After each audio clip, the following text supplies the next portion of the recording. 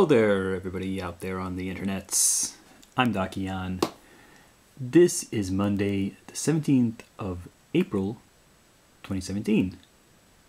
And you're looking at the second batch of my Innsmouth people from the first Secret of Innsmouth Kickstarter.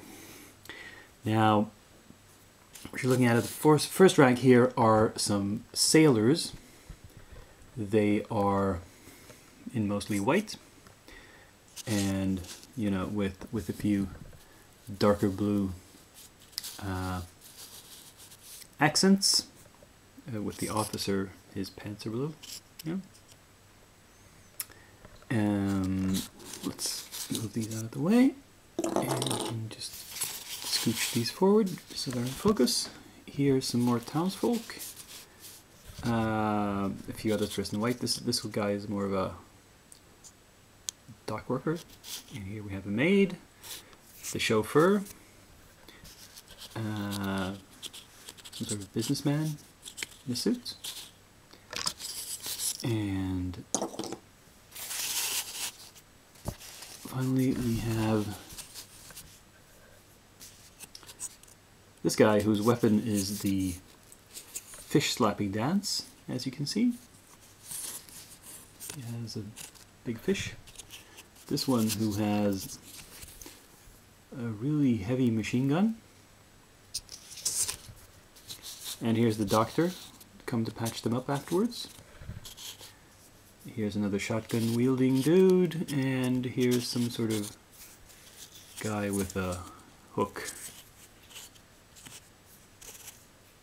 Yeah. So, these were all finished relatively quickly and easily, and yeah, for what they are and for what their intended use is, I'm perfectly happy with them. So let's see what's in the works. Now, as far as works in progress go, I've started these two guys, I've assembled them, and as you can see, as is my habit, I've started with the metallics and the skin tones a little bit. Not that far along, but this thing that the rifle rests on, it's a place for a bipod like that.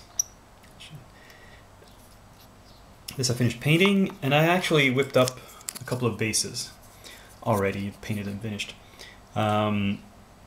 Just wood planking. The large one I did go with a 40mm, as I suspected that was enough, exactly enough to fit these two onto that. So that's what I'm going to go with.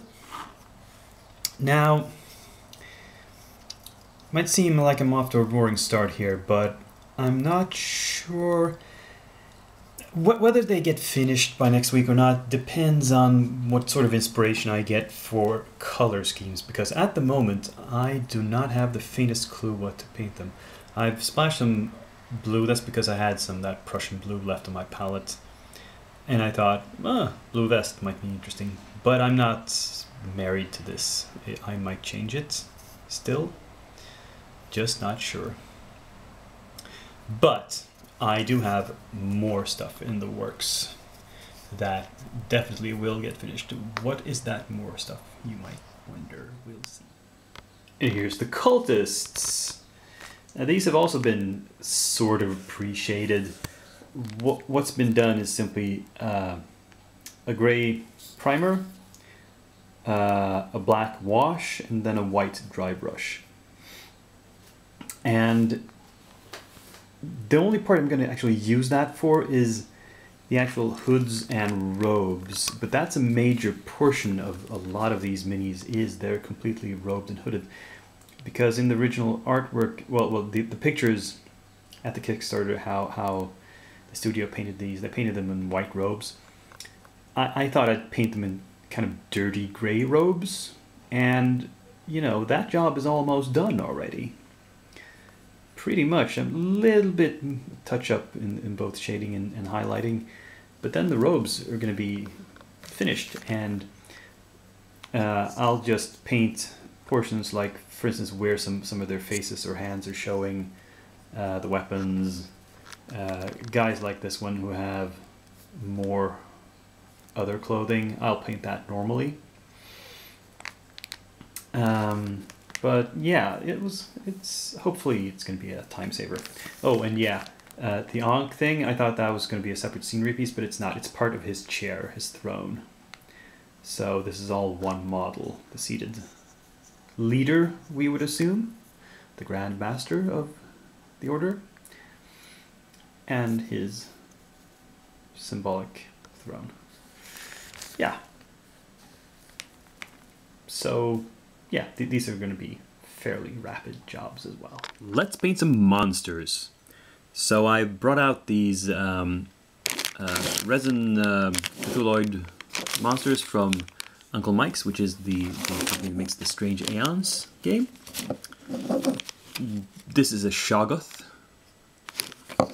and this is some sort of I don't know, a burrowing worm, a dole or something. Let's see what's in this baggie. More baggies. Okay, he has one beak or claw here, and there's room for attachments. Probably, yeah. Okay. So I'm not going to open this up because there's small bits that might get lost. So there's 2 more teeth here. 1, 2. And also, this transparent thing is spit. You glue that into that hole there, and he's projecting some sort of vomit or other nasty stuff from his mouth. Right. And there's 3 little wormlings, worm grubs you can have falling on the ground. Here we have, just your average everyday tentacles, very, very, very encrusted with barnacles and suckers and the like. And here were some bonus minis I got. One of them is some sort of transparent ghost-like creature. And this is another kind of monster. And again, one arm is separate, and the other one is, how's he holding it? It's folded in front, and it glues on there. Now, generally, these are very nice castings. With the bare naked eye, I don't really see much in the way of mold lines. There's a slight one here, but that's easily fixed. It's hidden by the ridge. And here is, again, an extremely slight one. The only one that has a really noticeable mold line is actually this one. It has a very clear...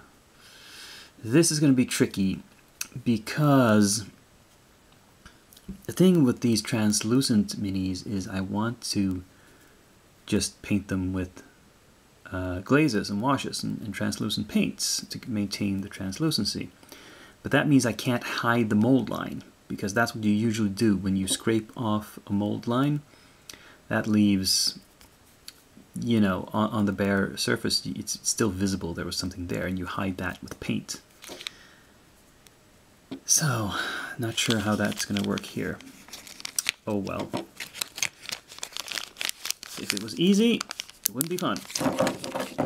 Said no one ever. Oh, no. Anyway, I might, when I look at it under magnification, see more in the way of mold lines, or just looking at it afterwards on camera. But, yeah. And for most of these, I'm not going to put these on bases. Well, okay, let me think. The Shoggoth, definitely not. These small humanoid creatures, basically, they will get bases. The grubs, no, I don't think so. The worm and the tentacles, nah. I'll leave them as is, I think. maybe this one, but it's no, it's a stretch. Yeah, I think I'll leave it alone. Anyway, do I want to paint just monsters? No, and I want to prep some more humanoid figures as well, and so I have a few hassle-free minis.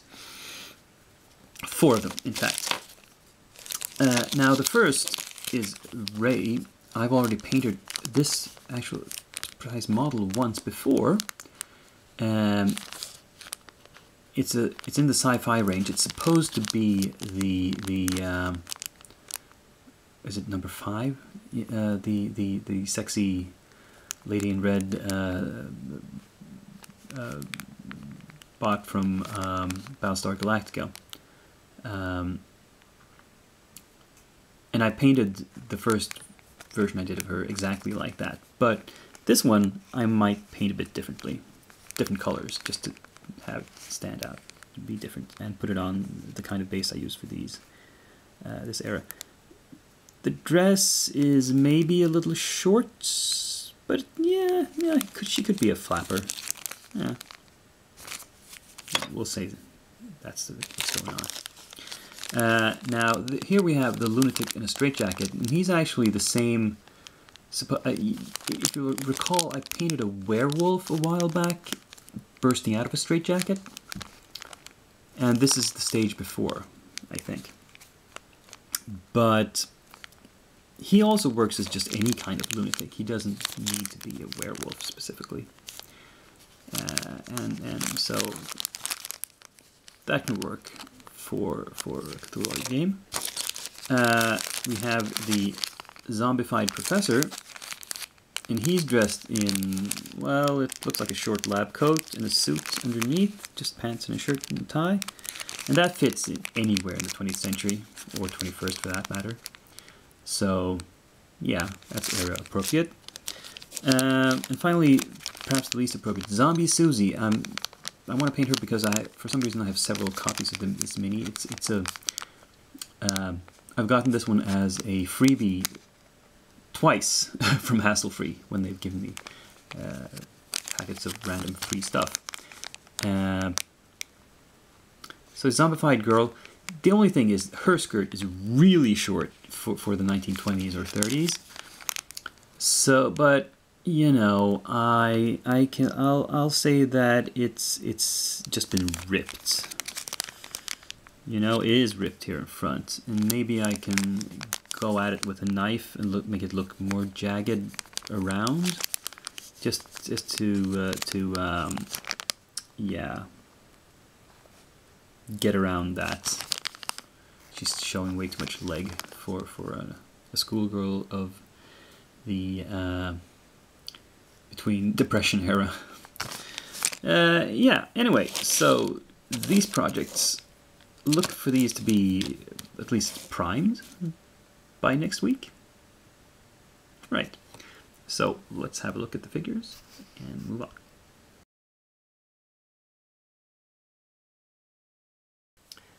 And to finish out this week's episode, I thought I'd show you a very small Kickstarter that arrived. This is one of my seemingly favorite companies, the Blind Beggar Miniatures. They had a very, very brief Kickstarter for just 5 more models to add to their female range. These are the female equivalents of a previous set of male agents with gas masks. So, female gas masked agents. For some reason they have skirts instead of pants as well, but oh well, I guess that's so you can see they're female. And yeah, they will get added to the pile of the big pile of stuff from the same company. So that was this week's show. I hope you enjoyed it. If you did, click like, subscribe, comment, all that usual stuff. And I'll see you next week. Until then, Dakian is signing off.